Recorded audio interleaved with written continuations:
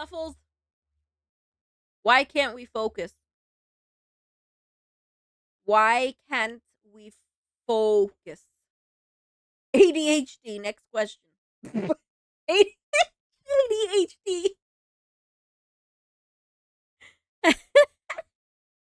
Because of life. Yes. Yes, very much so. Because everything else is far too interesting to focus on like boring work or a boring task. Okay. Let's learn. Let's learn why we cannot focus.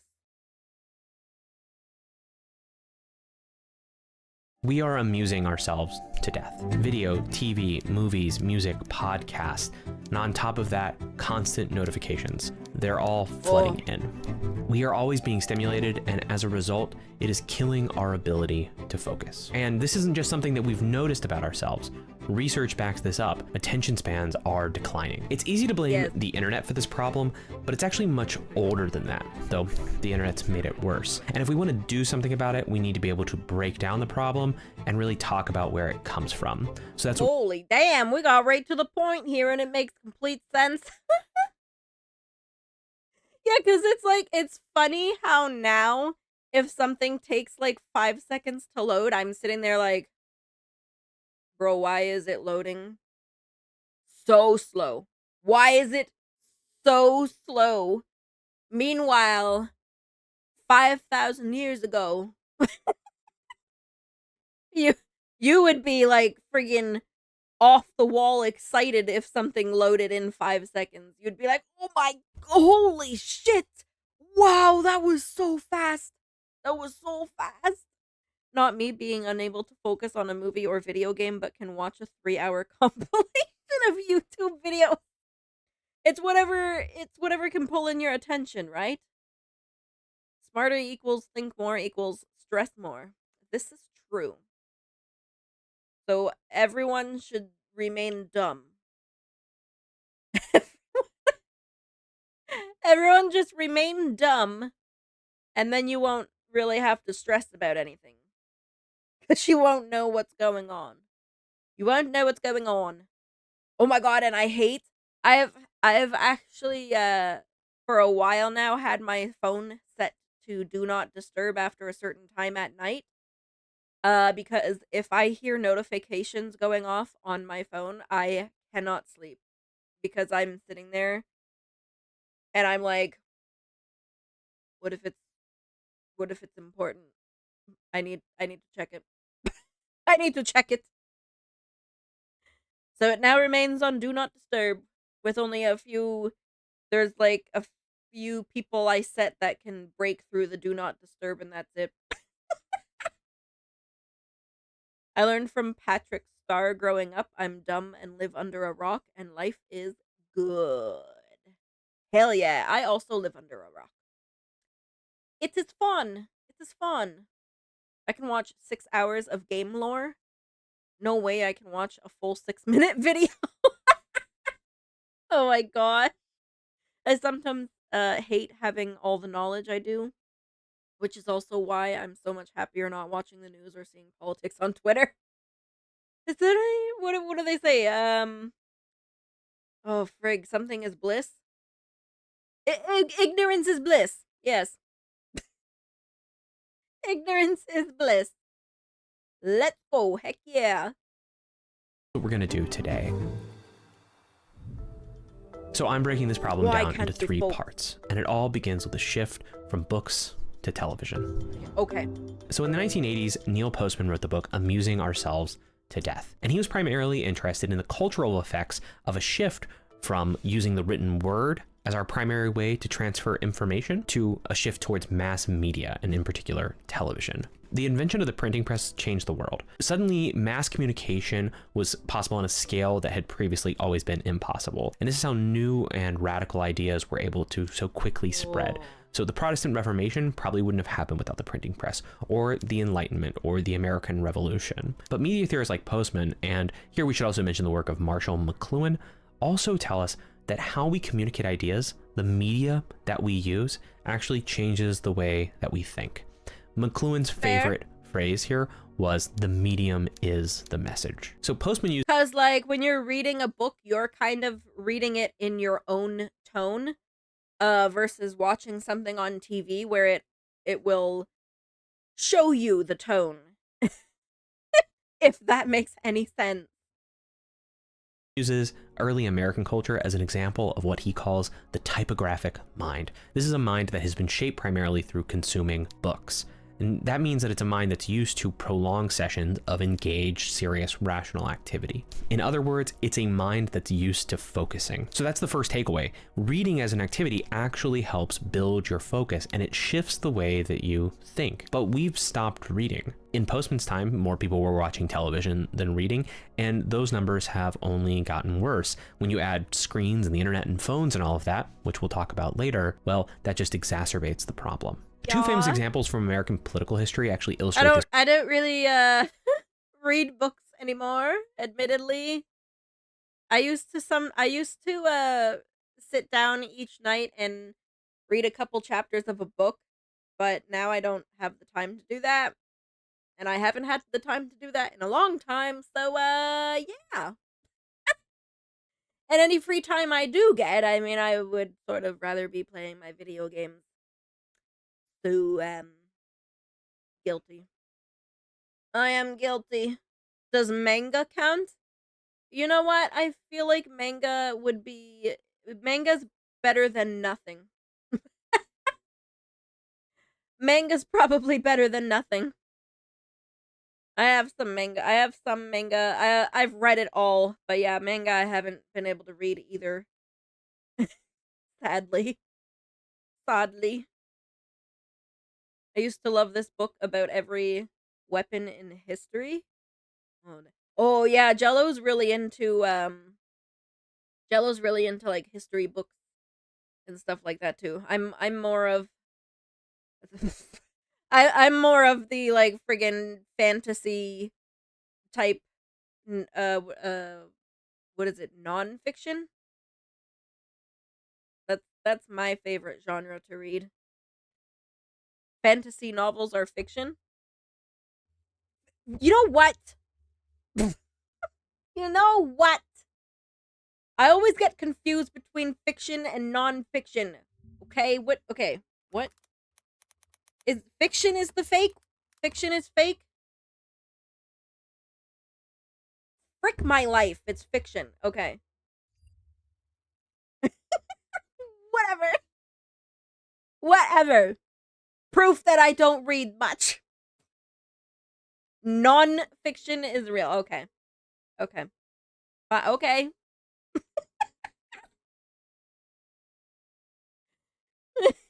Maybe unicorns are real, you don't know. Maybe they're out there in the forest and they're just really well hidden, okay? Okay.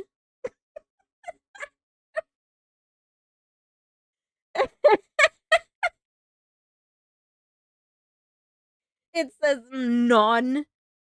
Look, for some reason my brain is like non-fiction means not real. Okay?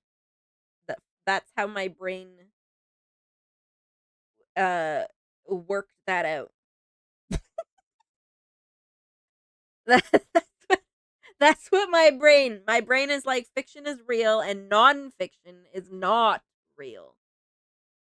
That's how it registered in my brain. Look, okay, I said we have to be dumb and then we stress less. Okay? so, so yeah. I hate that actually makes sense. See?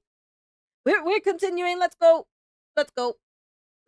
This really well. The first one is the 1858 Lincoln-Douglas debates. These are famous pieces of American political rhetoric. You should read them if you're at all interested. Some sources say that up to 18,000 people attended these debates, and they were later printed. That's how you can read them. And it's actually how Lincoln became famous in the first place. So each debate was 3 hours long, and it would actually begin with a 60-minute opening statement from one of the candidates. And then there was a highly structured format with prolonged responses. This meant that the audience had to be able to stay focused for 3 hours and also needed to be able to follow a single complex thought for up to an hour or sometimes 90 minutes at a time. And Postman says that they were able to do this because this audience, which would have mostly been literate people, would be used to following long trains of thought because they had been reading books. And when you read the Lincoln Douglas debates, you actually see orators speaking in long, complex sentences. How they speak is actually being influenced by the kinds of sentences that they would have read. But if you skip forward to 1960 and the Kennedy-Nixon debates, you see something really different, because these were the first political debates that were on television. So instead of an hour for an opening statement, the entire debate was only an hour, and the opening statement that each candidate got was only 8 minutes. This meant that the audience watching at home didn't have to worry about following one thought for up to an hour or 90 minutes. Instead, they just got it into small, condensed chunks of information that they could more easily consume. And that mirrors their general media consumption that they would get from watching television all the time. The whole debate was only an hour. It was one slot of primetime television. And you know what the big takeaway of that debate was that Nixon looked bad on TV. That's why people say that he lost. Kennedy looked better on TV. Nixon's mom called him to ask him if he was sick. Generally, he just didn't perform well in front of the camera, and he lost the election. Oh my gosh. Oh no, he got stage fright. They also used to respect their opponents. Yeah, honestly, oh my god, I hate all the freaking propaganda these days. It absolutely drives me actually insane. Like, it actually drives me insane. Just, twisting words, twisting this person said that. Oh my god, this happened. Oh my god, shocking news. This blah blah blah. Frick, like, shut the hell up. And can we just be adults, please? And thank you. Okay. Political history, or probably world history, was made because of television. So already the media that we were consuming was changing the way that we were going to engage in politics. That's a big consequential change if you think about how much power an American president has. Television was making us used to consuming smaller, sort of bite-sized pieces of information. Yes. And it also made us more concerned with things like the appearance of a presidential candidate rather than what he was saying. Oh my god. Thank you. Thank you. I'm sorry. I know I'm pausing a lot, but like, especially propaganda that's targeted and meant to split the people.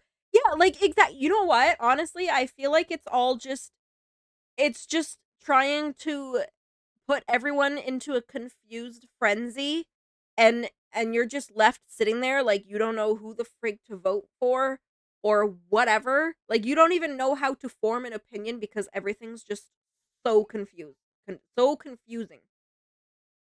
You don't even know what to think anymore. Cause that's how I feel. I literally was like messaging Jello, like, I'm so freaking confused. I don't know what's happening. And he was like, yeah, that's what they want. I was like, oh, okay, well, they have succeeded. Do you keep pausing because you can't watch more than 6 seconds? Speaking of not being able to focus, we have paused the video like 5 times by now because we can't focus on the video. Imagine that if they had tried to have a 3-hour debate on primetime television, ratings would have slowly declined. People weren't used to focusing for 3 hours at a time anymore. The media that we were consuming was changing our ability to think, and it was causing our ability to focus to atrophy. Focus is a skill that you have to develop, and if we're watching television all the time, well, we aren't training ourselves to be deep and reflective thinkers, especially not in the way that we would if we were reading good books. So then when it comes time to focus on something, like trying to read a really good book, well, you can't do it. You never learned how. People will often tell me that reading books nowadays is inefficient and that there are just better ways to get information.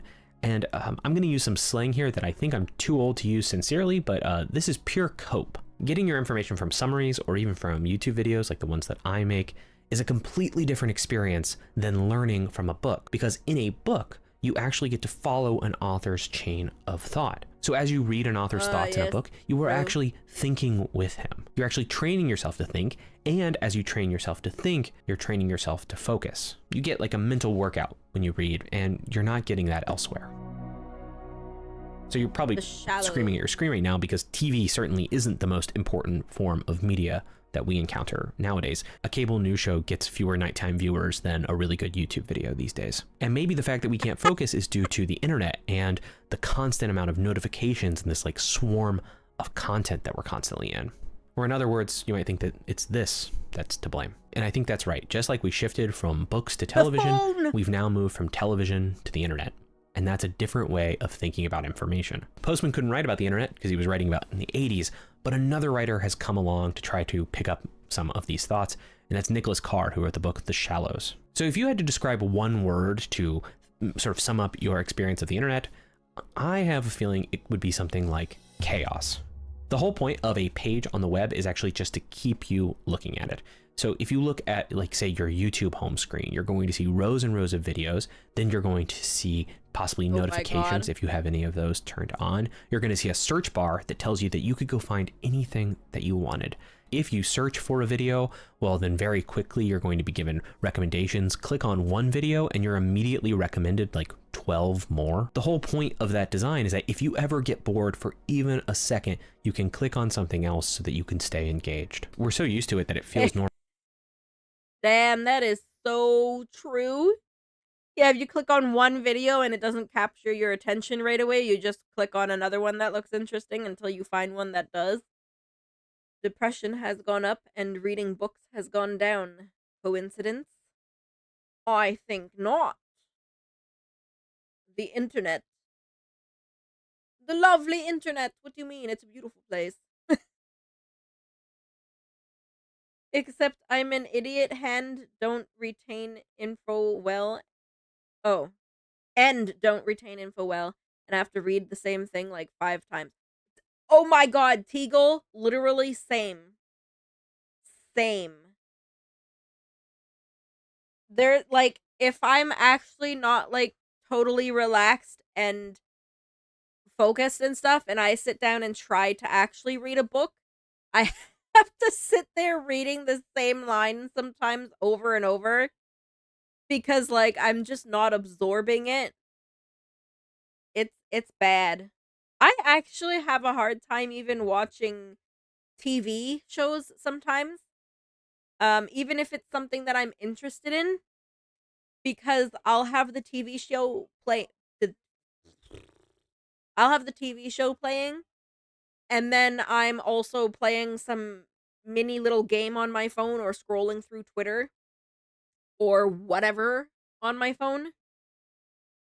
And then I'm like, and then I look up at the show and I'm like, I need to go back because I have no idea what's happening. And then I get pissed. So yeah. Yeah. It's bad. Focus is bad. Not me trying to watch stream and a YouTube video at the same time. Slash. Oh my god. Damn. Damn. I wouldn't know what's going on in either of them. Or I would be paying attention to one of them, but not the other. So then the other one I would have to keep going back. And then I would just get pissed, like, oh my god, what the heck's happening? What's happening? Ow. Oh my god, I went to scratch my eye and like poked my eyeball. I poked my own eyeball. Why? Ow. Ow. Okay, let's continue. Let us continue totally focusing on this video. Normal, but it is a chaotic experience. And I think YouTube is not even the worst offender by far. I mean, look at TikTok. I don't really use TikTok, but when I've opened the app like twice, I feel like I got a headache almost immediately. And I know I sound old in this video. The idea here is to always give you something to click on next. Always. So even if you are watching a 10-minute video and you think it's a really good 10-minute video and you want to finish it until the end, well, if you're bored for even a second, you have something that could be potentially more exciting. You could click on it. and you could see. Because these platforms actually don't really care if you keep watching one particular video or if you keep reading one particular article.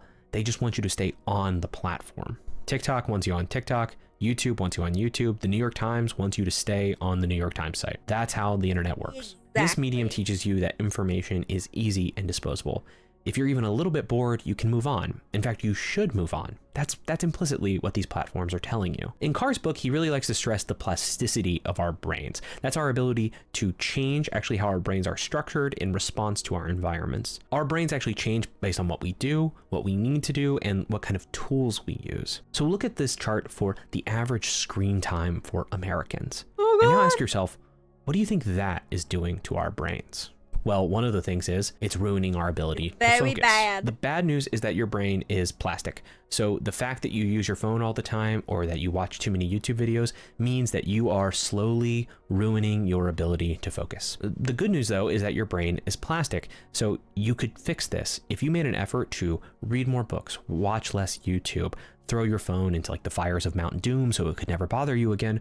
Well, that would actually give you a way to save your ability to focus. This really is a solvable problem. But you have to remember that there is a war going on for your attention, and it is not a fair fight.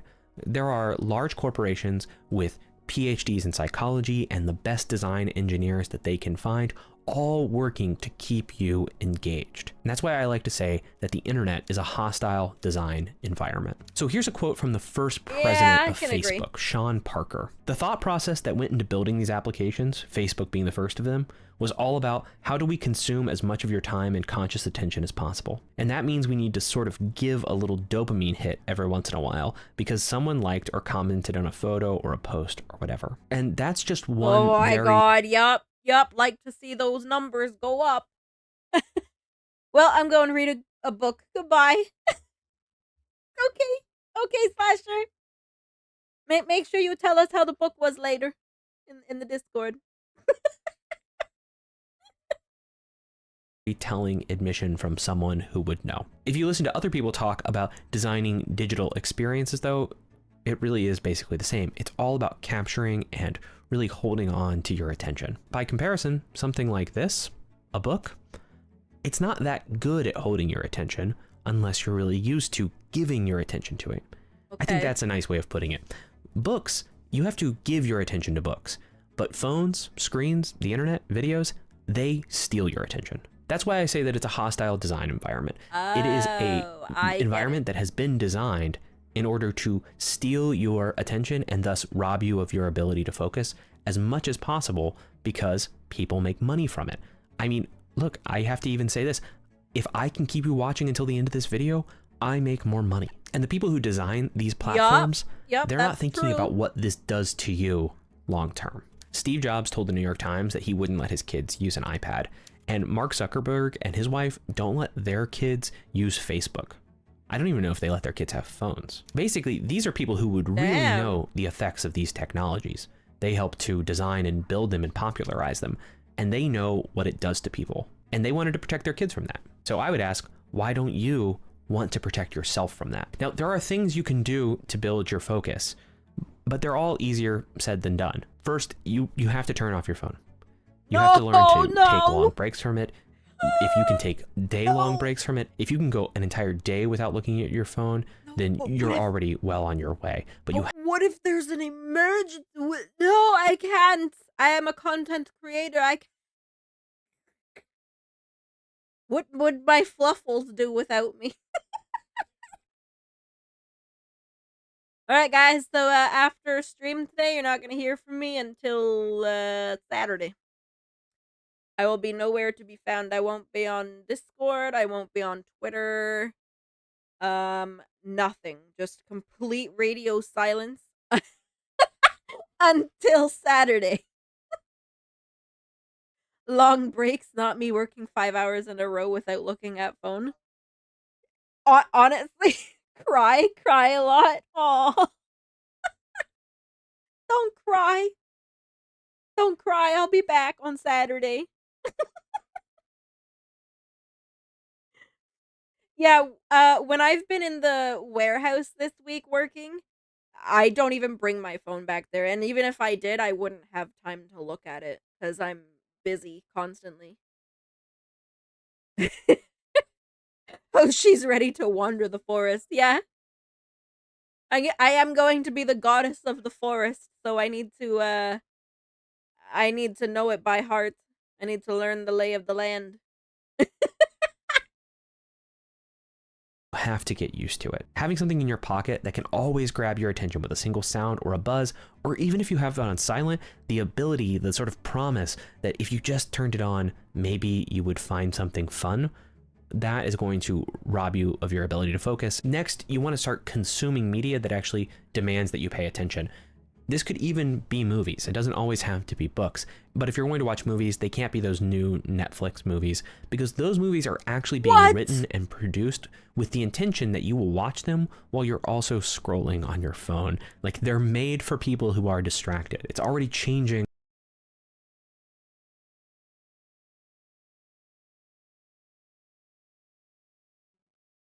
What?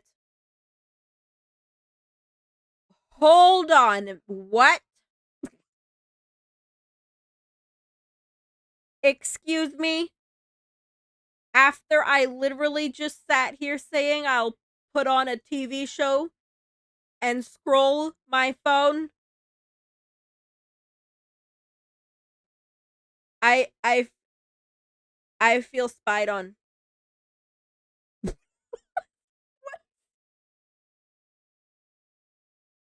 The- I what the hell?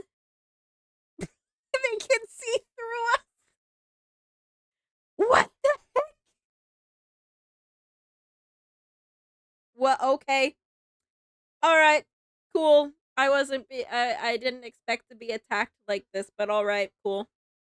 The way that we make art. So watch actual good movies. Go to a movie theater that will kick you out if you turn your phone on. And the third way is probably the most important. Get used to not being digitally stimulated all the time. Go on morning walks and don't take your phone at all. Just go and be there with your thoughts.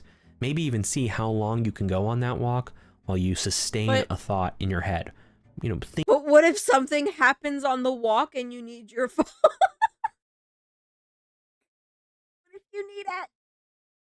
One of the YouTube channels I watch is like that. You know what? Actually, now that I think of it, I've heard that there's like a trick where they'll make the show so predictable that you actually can just turn on your phone and scroll and you'll still kind of know what's going on in the show. I unironically missed what he said about the videos because I wasn't paying full attention. It's okay. It's okay. We've only been half focusing on the video. It's fine. I hydrated. Thank you. I don't think it's that way by design as he's melting metal and pouring it into bars. Pretty cool to watch. Takes a while. Oh, that sounds really cool to watch, actually. It's not like we still have payphones widely available anymore. Nope. Actually, I haven't even seen a payphone in years. Been scrolling on my phone while the video was going. I know, I have my phone in front of me and I keep looking to see if I have new notifications. Oh my god, guys, what the fluffles? What is happening to us? What is happening? Thinking through an idea, debating with yourself. Just try it out. It can be more fun than it sounds. The point is to just get used to not needing to be stimulated by a phone or by a screen all the time. And by doing that, we are going to be training our brains to actually rewire themselves. We're actually then encouraging our minds to get used to focusing again. And maybe we can make a little bit of progress and we'll actually be able to focus on things that we care about. Okay. All right. We have homework. We have homework. All right, we're all going to right now. I'm going to end stream. And we're going to all turn off our phone. And we're going to pick up a book. And and we're going to read. All right? Okay? Do we all agree? Cool. Now, what was he talking? Now, what was that video about again? I don't remember. I was too busy playing my game on my phone. What if the book is on my phone? No, you can't because you have to turn off your phone. If if the book's on your phone, well, you have to turn off your. You know what you can do? You know what you can do? You can go read a bottle of shampoo. Remember how you would have to sit on the toilet and you would just like read the back of the bottle of shampoo? Can I listen to an audio? No. No. No. Phones off. No audio. You have to read. Joke's on you. I need my phone on to listen to music in order to focus to read. No. Phones off. You know you can listen to music on the radio. You know, we used to have these things called the radio. You know the radio. Remember these? This, okay? You can listen to this.